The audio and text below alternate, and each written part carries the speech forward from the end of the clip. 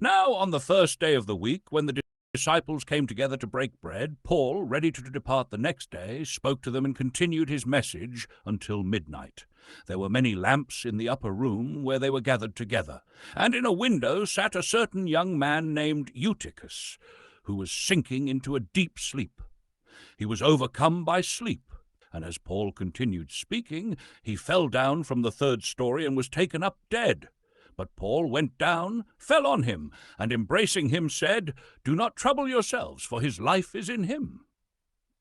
Thessalonians 2, verse 13. For this reason we also thank God without ceasing, because when you received the word of God which you heard from us, you welcomed it not as the word of men, but as it is in truth, the word of God, which also effectively works in you who believe.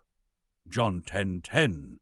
The thief does not come except to steal and to kill and to destroy. I have come that they may have life and that they may have it more abundantly. For 1 Corinthians 10, verse 11. Now all these things happened to them as examples, and they were written for our admonition, upon whom the ends of the ages have come. Matthew 16, verse.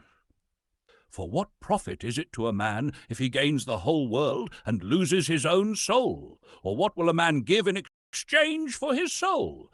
Acts 20, 9-12. And in a window sat a certain young man named Eutychus, who was sinking into a deep sleep. He was overcome by sleep, and as Paul continued speaking, he fell down from the third story and was taken up dead. But Paul went down, fell on him, and embracing him said, "Do not trouble yourselves, for his life is in him." Now, when he had come up, had broken bread and eaten, and talked a long while, even till daybreak, he departed. And they brought the young man in alive, and they were not a little comforted. Now in Corinthians 5, verse 21, for he made him who knew no sin to be sin for us, that we might become the righteousness of God in him. Romans 5:17. For if by one man's offense death reigned by one, much more they, which receive abundance of grace and of the gift of righteousness, shall reign in life by one Jesus Christ. 1 Kings 17-19, 21-23. Now it happened after these things that the son of the woman who owned the house became sick, and his sickness was so serious that there was no breath left in him. So she said to Elijah, "What have I to do with you, O man of God? Have you come to me to bring my sin to remembrance and to kill my son?" And he said to her, "Give me your son." So he took him out of her arms and carried him to the upper room where he was staying and laid him on his own bed. And he stretched himself out on the child 3 times and cried out to the Lord, "My God, I pray, let this child's soul come back to him." Then the Lord heard the voice of Elijah, and the soul of the child came back to him, and he revived. And Elijah took the child and brought him down from the upper room into the house and gave him to his mother. And Elijah said, "See, your son lives." Proverbs 22:6 NKJV. Train up a child in the way he should go, and when he is old, he will not depart from it. 2 Kings 4:10-11, 15-17, 19-21, 30-35.